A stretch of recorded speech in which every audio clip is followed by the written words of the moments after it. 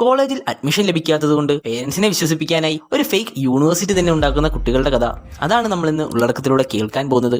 2006 പുറത്തിറങ്ങിയ ഒരു American comedy മൂവിയാണ് അക്സെപ്റ്റഡ്. കഥ ആരംഭിക്കുന്നത് നായകനായ ബാർട്ടൽ ബി ഗെയിൻസിലൂടെയാണ്. അയാളെ എല്ലാവരും സ്നേഹത്തോടെ ബി എന്ന് വിളിക്കുന്നു. അയാൾ ഓഹിയോ എന്ന സ്റ്റേറ്റിലെ വിക്ലിഫ് എന്ന നഗരത്തിലെ ഒരു ഹൈസ്കൂൾ സീനിയർ സ്റ്റുഡന്റ് ആണ്. ആളുകളെ പറ്റിക്കുന്നതിലും ഫേക്ക് ID കാർഡുകൾ ഉണ്ടാക്കുന്നതിലും അയാൾ ഒരു വിരുദ്ധനായിരുന്നു. ഈയിടെ കുട്ടിക്കാലം മുതലുള്ള സുഹൃത്താണ് ഷെർമാൻ ഷ്രൈഡർ. അയാളെ ഷ്രൈഡർ എന്നാണ് എല്ലാവരും വിളിക്കുന്നത്. ബി ഒരു സ്മാർട്ടും അതുപോലെ തന്നെ മറ്റുള്ളവരെ മോട്ടിവേറ്റ് ചെയ്യാൻ കഴിവുള്ളയാളുമായിരുന്നു. എന്നാൽ പരീക്ഷകളിൽ അയാൾക്ക് നല്ല ഗ്രേഡ് കിട്ടിയിരുന്നില്ല. ഇരുവരും നല്ല നല്ല കോളേജിലേക്ക് അഡ്മിഷനായി അപ്ലൈ ചെയ്യുന്നു. അടുത്തതായി നമ്മൾ മോണിക്ക എന്നൊരു കഥാപാത്രത്തെ പരിചയപ്പെടുന്നു. ബിക്ക് മോണിക്കയെ കുട്ടിക്കാലം മുതലേ ഇഷ്ടമാണ്. എന്നാൽ മോണിക്കയ്ക്ക് അത് മനസ്സിലാകുന്നില്ല. ഷ്രൈഡറിന് അവിടുത്തെ ഏറ്റവും നല്ല കോളേജായ ഹാർമൺ കോളേജിൽ തന്നെ അഡ്മിഷൻ ലഭിക്കുന്നു. എന്നാൽ പരീക്ഷയിൽ ഗ്രേഡ് കുറവായതുകൊണ്ട് തന്നെ ബിക്ക് എവിടെയും അഡ്മിഷൻ ലഭിക്കുന്നില്ല. തനിക്ക് അഡ്മിഷൻ ലഭിക്കാത്ത വിവരം തന്റെ സഹോദരിയായ ലിസിയുമായി പങ്കുവെക്കുന്നു ബി. താനൊരു ആവറേജ് സ്റ്റുഡന്റ് ആയതുകൊണ്ടാണ് തനിക്ക് അഡ്മിഷൻ ലഭിക്കാത്തതെന്ന് ലിസി പറയുന്നു. എന്നാൽ താനൊരു ആവറേജ് സ്റ്റുഡന്റ് അല്ല, താനൊരു ജീനിയസ് ആണെന്ന് ബി മറുപടി നൽകുന്നു. അഡ്മിഷൻ ലഭിക്കാത്ത കാര്യം അറിഞ്ഞാൽ ബിയെ ഇന്ന് അച്ഛനും അമ്മയും നല്ല രീതിയിൽ ശകാരിക്കുമെന്ന് ലിസി പറയുന്നു. അവരെ വളരെ എളുപ്പത്തിൽ കാര്യങ്ങൾ പറഞ്ഞ് മനസ്സിലാക്കാൻ സാധിക്കുമെന്ന് ബി മറുപടി നൽകുന്നു. അതിനുശേഷം അച്ഛനെയും അമ്മയും കൺവിൻസ് ചെയ്യാൻ പല കാര്യങ്ങൾ പറയുകയാണ് ബി. കോളേജിൽ പഠിക്കണമെങ്കിൽ ആവറേജ് $20,000 ഫീസായി നൽകേണ്ടതുണ്ട്. എന്നാൽ ഇന്റർനെറ്റിൽ നിന്നുള്ള വിവരമനുസരിച്ച് കോളേജിൽ പഠിക്കാത്തൊരു വ്യക്തിക്ക് $20,000 വാർഷിക വരുമാനമായി സമ്പാദിക്കാൻ കഴിയും. അങ്ങനെ 4 വർഷം പഠിക്കണമെങ്കിൽ $80,000 ഫീസായി നൽകേണ്ടതുണ്ട്. എന്നാൽ 4 വർഷം ജോലി ചെയ്താൽ $80,000 നമുക്ക് സമ്പാദിക്കാൻ സാധിക്കും. ഇങ്ങനെ പറഞ്ഞ് പേരൻസിനെ കൺവിൻസ് ചെയ്യാൻ നോക്കുകയാണ് ബി. എന്നാൽ ബി എന്തെങ്കിലും ലഹരി ഉപയോഗിച്ചിട്ടുണ്ടോ, അതിനാലാണോ ഇങ്ങനെ സംസാരിക്കുന്നതെന്ന് മാതാപിതാക്കൾ പരിഹാസത്തോടെ ചോദിച്ചു. സൊസൈറ്റിയിൽ കുറേയധികം എഴുതപ്പെടാത്ത റൂൾസ് ഉണ്ടെന്ന് അവർ പറയുന്നു. ജീവിതത്തിൽ സക്സസ്ഫുള്ളും അതുപോലെ തന്നെ സന്തോഷവാനുമാകണമെങ്കിൽ ഉന്നത വിദ്യാഭ്യാസം കൂടിയേ തീരൂ. മാതാപിതാക്കളുടെ നിർബന്ധം സഹിക്കാൻ കഴിയാതെ വന്നപ്പോൾ തനിക്കിവിടെയും അഡ്മിഷൻ ലഭിച്ചില്ല എന്ന് ബി പറയുന്നു. ലോകത്തിൽ ഒരുപാട് സക്സസ്ഫുൾ ആയിട്ടുള്ള ആൾക്കാർ, ഉദാഹരണത്തിന് ആൽബർട്ട് ഐൻസ്റ്റീൻ, പോക്കഹോണ്ടസ്, ഇവരാരും കോളേജിൽ പോയിട്ടില്ല എന്ന് ബി പറയുന്നു. എന്നാൽ അവരുടെ ഒന്നും കാര്യം തനിക്ക് അറിയണ്ടെന്നും നീ നിർബന്ധമായും കോളേജിൽ പോകണമെന്നും ബിയോട് അച്ഛൻ കടുപ്പിച്ചു പറയുന്നു. പിറ്റേന്ന് ബിയുടെ കോളേജ് ഗ്രാജുവേഷൻ ഡേ ആയിരുന്നു. എന്നാൽ അഡ്മിഷൻ ലഭിക്കാത്തതുകൊണ്ട് ബി വളരെയധികം സങ്കടത്തിലായിരുന്നു. ഇവിടെ വെച്ച് ബിയുടെ കുറെ സുഹൃത്തുക്കളെ നമ്മൾ പരിചയപ്പെടുന്നു. ആദ്യമായി ഹാൻസ് എന്ന സുഹൃത്തിനെയാണ് നമ്മൾ കാണുന്നത്. അയാൾ ഒരു സ്റ്റേറ്റ് ലെവൽ ഫുട്ബോൾ പ്ലെയർ ആണ്. എന്നാൽ കാൽമുട്ടിന് പരിക്ക് പറ്റിയതോടെ അയാൾക്ക് സ്പോർട്സ് കോട്ടയിൽ എവിടെയും അഡ്മിഷൻ ലഭിക്കുന്നില്ല. അവർ സംസാരിക്കുന്നതിന്റെ ഇടയിലേക്ക് റോറി എന്ന പേരുള്ള ഒരു സുഹൃത്ത് കടന്നു വരുന്നു. യെയിൽ എന്ന യൂണിവേഴ്സിറ്റിയിൽ പഠിക്കണമെന്നായിരുന്നു റോറിയുടെ ആഗ്രഹം. എന്നാൽ റോറിക്ക് അവിടെ അഡ്മിഷൻ ലഭിക്കുന്നില്ല. പണക്കാരുടെ മക്കൾ മാത്രം പഠിക്കുന്ന യൂണിവേഴ്സിറ്റി ആയിരുന്നു യെയിൽ. അവിടുത്തെ ഫീസും ഡൊണേഷനും റോറിക്ക് അഫോർഡ് ചെയ്യാൻ പറ്റുന്നതിലും അധികമായിരുന്നു. അതിനാൽ തന്നെ റോറിക്ക് അവിടെ അഡ്മിഷൻ ലഭിക്കുന്നില്ല. വീണ്ടും ധാരാളമായി അഡ്മിഷനുള്ള ആപ്ലിക്കേഷൻസ് അയക്കുന്നു ബി. എന്നാൽ ഒരിടത്തും ബിക്ക് അഡ്മിഷൻ ലഭിക്കുന്നില്ല. ഫേക്ക് ID കാർഡുകൾ ഉണ്ടാക്കുന്ന ബിക്ക് പെട്ടെന്നൊരു ഐഡിയ തോന്നുകയാണ്, ഒരു ഫേക്ക് യൂണിവേഴ്സിറ്റി തന്നെ ഉണ്ടാക്കിയാലോ എന്ന്. ഹാർമൺ കോളേജിന്റെ ലോഗോയിൽ ചില മാറ്റങ്ങൾ വരുത്തി പുതിയൊരു കോളേജ് ലോഗോ തന്നെ ഉണ്ടാക്കുകയാണ് B. South Harman institute of technology എന്നായിരുന്നു ബിയുടെ ഫേക്ക് യൂണിവേഴ്സിറ്റിയുടെ പേര്. ഈ യൂണിവേഴ്സിറ്റിയിൽ നിന്ന് ഒരു ഫേക്ക് അഡ്മിഷൻ ലെറ്റർ തന്നെ ഉണ്ടാക്കിയെടുക്കുന്നു ബി. പിറ്റേന്ന് ഷ്രൈഡറിനെ കൊണ്ട് സൗത്ത് ഹാം യൂണിവേഴ്സിറ്റിയുടെ പേരിൽ ഒരു ഫേക്ക് വെബ്സൈറ്റ് തന്നെ ഉണ്ടാക്കുന്നു ബി. ഷ്രൈഡർ അവരെ അതിൽ നിന്ന് പിന്തിരിപ്പിക്കാൻ ശ്രമിക്കുന്നുണ്ടായിരുന്നു. എന്നാൽ ബിയുടെ തീരുമാനം ഉറച്ചതായിരുന്നു. കുറച്ച് ദിവസങ്ങൾക്ക് ശേഷം സൗത്ത് ഹാം യൂണിവേഴ്സിറ്റിയുടെ അഡ്മിഷൻ ലെറ്റർ ബിയുടെ വീട്ടിലേക്ക് എത്തുന്നു. ബിക്ക് അഡ്മിഷൻ കിട്ടിയതിനാൽ അവർ സന്തോഷിക്കുന്നു. അങ്ങനെ ഒരു കോളേജ് ഉള്ളതായി അവർ വിശ്വസിച്ചു. അതുകൊണ്ട് തന്നെ ആദ്യ സെമസ്റ്ററിലേക്കുള്ള ഫീസ് ബിയുടെ അച്ഛൻ ബിക്ക് കൈമാറുന്നു. എന്നാൽ അവിടെ നിന്ന് പ്രശ്നങ്ങൾ ആരംഭിക്കുന്നു. ആദ്യ ദിവസം ബിയെ കോളേജിൽ കൊണ്ടുവിടാൻ അവർ തീരുമാനിക്കുന്നു. കൂട്ടത്തിൽ കോളേജ് ഒന്ന് ചുറ്റിക്കാണാൻ കൂടി വേണ്ടിയായിരുന്നു അത്. പേരൻസിനെ വിശ്വസിപ്പിക്കുന്നതിന് വേണ്ടി ഒരു ഫേക്ക് വെബ്സൈറ്റ് ഉണ്ടാക്കിയ പോലെ ഒരു ഫേക്ക് യൂണിവേഴ്സിറ്റി തന്നെ ഉണ്ടാക്കാൻ ബിയും കൂട്ടുകാരും തീരുമാനിക്കുന്നു. അതിനായി ഹാർമൺ കോളേജിന്റെ അടുത്ത് ഏതെങ്കിലും ബിൽഡിംഗ് റെന്റിന് കിട്ടുമോ എന്ന് അവർ അന്വേഷിക്കുന്നു. അന്വേഷണത്തിനൊടുവിൽ ബിയും ഫ്രണ്ട്സും ചേർന്ന് ഹാർമൺ അണ്ടറിലുള്ള ഒരു അടഞ്ഞുകിടക്കുന്ന സൈക്യാട്രിക് ഹോസ്പിറ്റൽ ലീസിനെടുക്കുന്നു. പിറ്റേ ദിവസം മുതൽ ആ നശിച്ച സൈക്യാട്രിക് ഹോസ്പിറ്റൽ ഒരു മനോഹരമായ യൂണിവേഴ്സിറ്റി ആക്കാനുള്ള പണികൾ അവരാരംഭിക്കുന്നു. പൊട്ടിപ്പൊളിഞ്ഞ തറകളും ഭിത്തികളുമെല്ലാം അവർ പെയിന്റ് അടിച്ച് മിനുക്കിയെടുക്കുന്നു.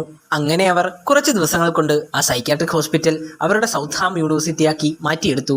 ഉടൻ തന്നെ ഷ്രൈഡർക്ക് ഹാർമൺ യൂണിവേഴ്സിറ്റിയിൽ ക്ലാസുകൾ ആരംഭിക്കുന്നു. ഉടൻ തന്നെ നമ്മൾ പുതിയ 2 കഥാപാത്രങ്ങളെ പരിചയപ്പെടുന്നു. ഒരാൾ ഹാർമൺ യൂണിവേഴ്സിറ്റിയുടെ പ്രിൻസിപ്പൾ ആയിരുന്നു.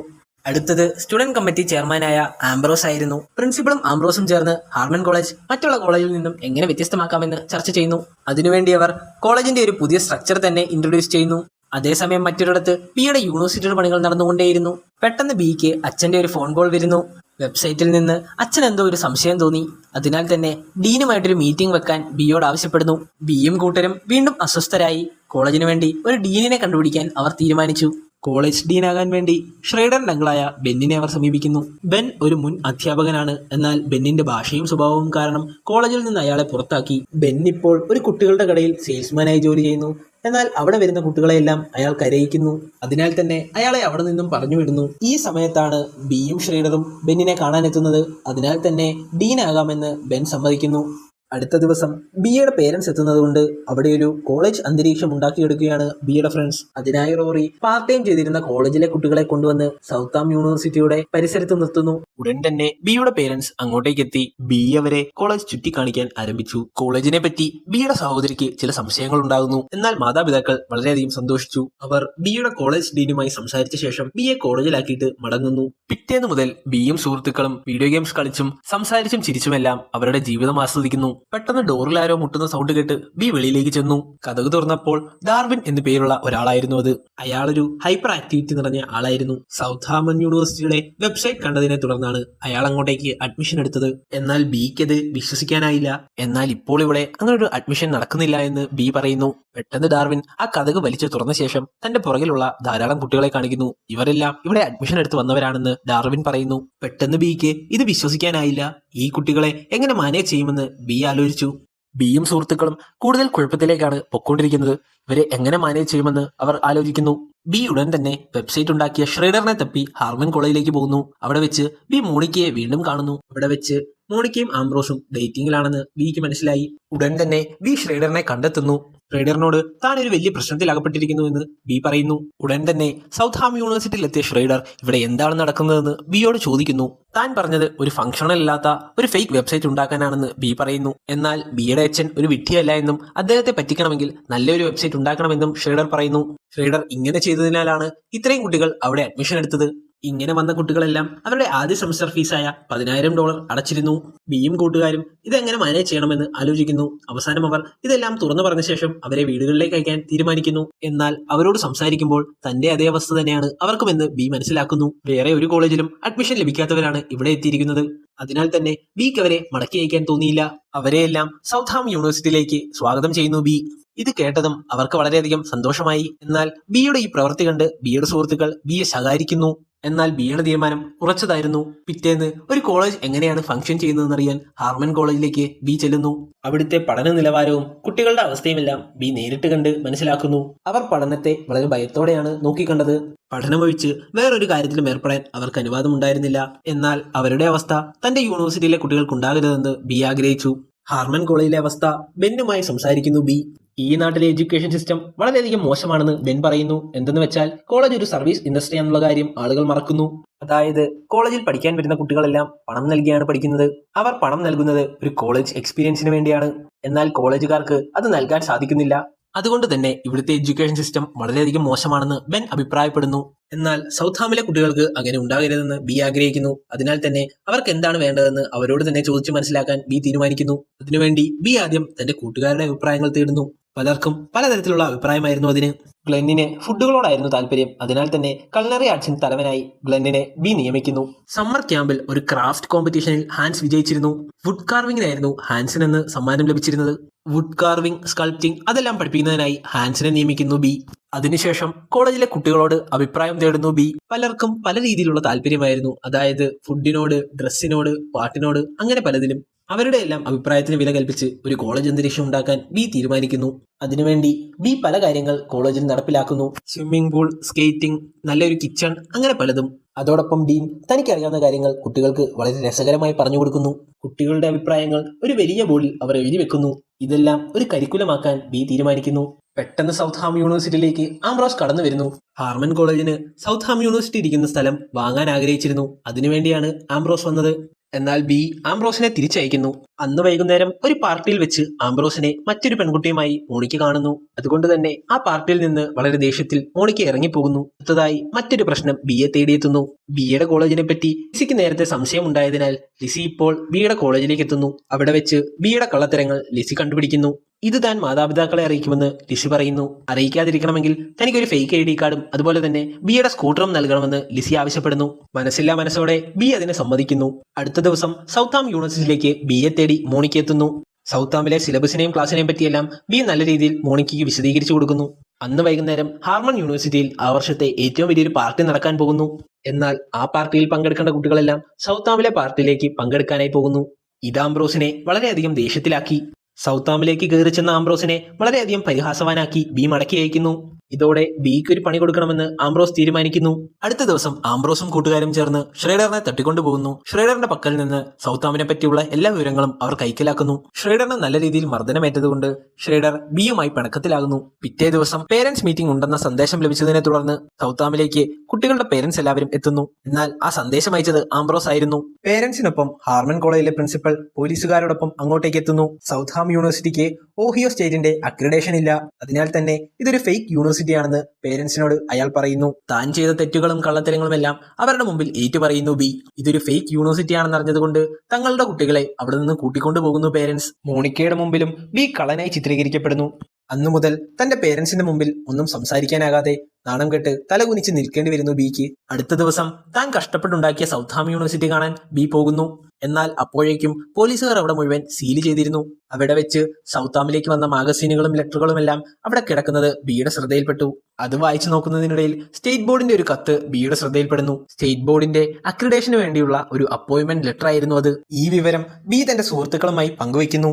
അക്രഡിറ്റേഷൻ പ്രോഗ്രാമിൽ ഉറപ്പായും പങ്കെടുക്കണമെന്ന് ബി ആവശ്യപ്പെടുന്നു. എന്നാൽ കൂട്ടുകാർ ആദ്യം അതിനെ എതിർക്കുന്നു. അപ്പോഴേക്കും അവർക്കിടയിലേക്ക് ഷ്രൈഡർ കടന്നു വരുന്നു. എന്നാൽ ഈ അക്രഡിറ്റേഷന് വേണ്ടി അപ്ലൈ ചെയ്തത് ഷ്രൈഡർ ആണെന്ന് ബിക്ക് അപ്പോൾ മനസ്സിലാകുന്നു. ഷ്രൈഡർ വന്നതോടെ അവരെല്ലാവരും അക്രഡിറ്റേഷന് പങ്കെടുക്കാൻ തീരുമാനിക്കുന്നു. അടുത്ത ദിവസം ഓഹിയോയുടെ എഡ്യൂക്കേഷൻ ബോർഡിലേക്ക് അക്രഡിറ്റേഷന് വേണ്ടി അവർ എത്തുന്നു. അവിടുത്തെ ഒരു ഉദ്യോഗസ്ഥനോട് ഞങ്ങൾ അക്രഡിറ്റേഷന് വേണ്ടി വന്നതാണെന്ന് അവർ പറയുന്നു. എന്നാൽ അവരുടെ അക്രഡിറ്റേഷൻ അവിടെ നിന്ന് മാറ്റി ഗ്രാൻഡ് ഹോളിലേക്ക് ആക്കിയെന്ന് ഓഫീസർ പറയുന്നു. എന്തിനാണ് അവർ അങ്ങനെ ചെയ്തതെന്ന് ബിക്ക് മനസ്സിലാകുന്നില്ല. ഗ്രാൻഡ് ഹോളിലെത്തിയപ്പോൾ ബി ആകെ അമ്പരന്നു. സൗത്ത്ഹാമിൽ പഠിക്കുന്ന കുട്ടികളും അവരുടെ പേരൻസും എല്ലാം അപ്പോഴേക്കും അവിടെ എത്തിച്ചേർന്നിരുന്നു. ബിക്ക് വേണ്ടി എന്തെങ്കിലും ചെയ്യണമെന്ന് റോറിക്ക് ആഗ്രഹമുണ്ടായിരുന്നു. അതിനാൽ തന്നെ റോറിയാണ് ഇവരെ എല്ലാവരെയും വിളിച്ചത്. ഉടൻ തന്നെ അക്രഡിറ്റേഷൻ പ്രോഗ്രാം അവിടെ ആരംഭിക്കുന്നു. സൗത്ത്ഹാമിനെതിരെ പരാതി നൽകിയ ഹാർമൺ കോളേജ് പ്രിൻസിപ്പളും അവിടെ ഉണ്ടായിരുന്നു. ഒരു കോളേജിന് അക്രഡിറ്റേഷൻ ലഭിക്കണമെങ്കിൽ ആ കോളേജിൽ 3 കാര്യങ്ങൾ ഉണ്ടായിരിക്കണമെന്ന് ബോർഡ് പറയുന്നു. നല്ല ഫെസിലിറ്റീസ്, നല്ല കരിക്കുലം, അതുപോലെ തന്നെ പഠിപ്പിക്കാനായി നല്ല ഫാക്കൽറ്റീസ്. ഇതായിരുന്നു ആ 3 കാര്യങ്ങൾ.